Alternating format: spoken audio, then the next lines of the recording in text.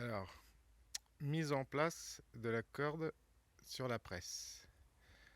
Alors, enlever la courroie de manière à pouvoir faire un essai à vide. Donc, les bobines dans le bac à bobines. On passe dans le tendeur de corde. Donc, s'assurer que la tension soit suffisante et pas trop forte. Ensuite, passer dans l'œillet. Ensuite, passer dans le balancier du côté extérieur. Revenir dans l'aiguille, dans le trou du haut de l'aiguille. Pareil de l'autre côté. Œillet, balancier côté extérieur. On revient dans l'aiguille par le trou du haut. Ensuite, donc, faire tourner le volant à la main.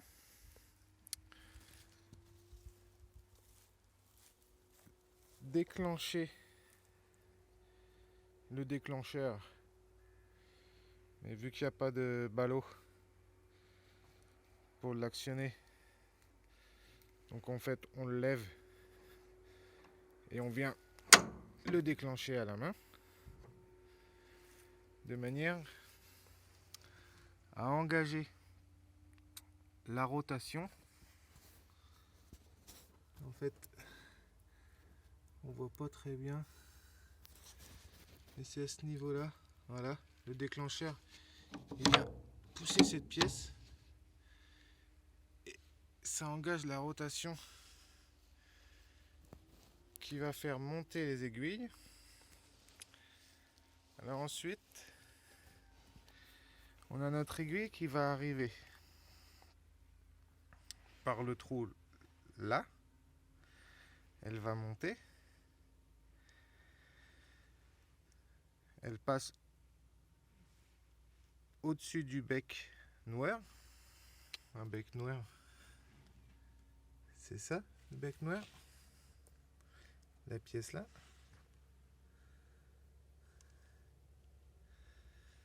Donc ça va passer par-dessus le bec noir. Ça monte. Et la corde va passer comme ça. Elle va passer là.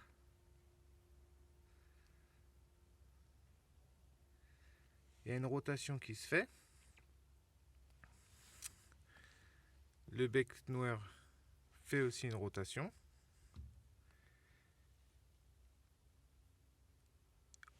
En revenant de sa rotation, il attrape la corde.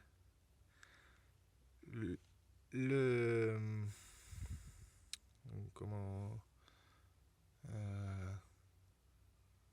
reteneur de corde lui aussi fait sa rotation.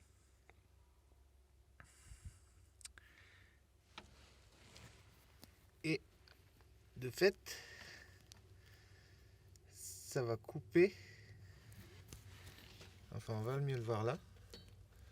Avec le petit couteau là.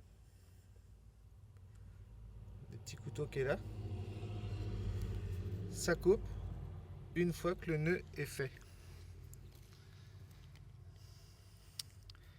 Donc là, comme c'est un essai à vide, là, c'était préconisé de retirer le bout de nœud.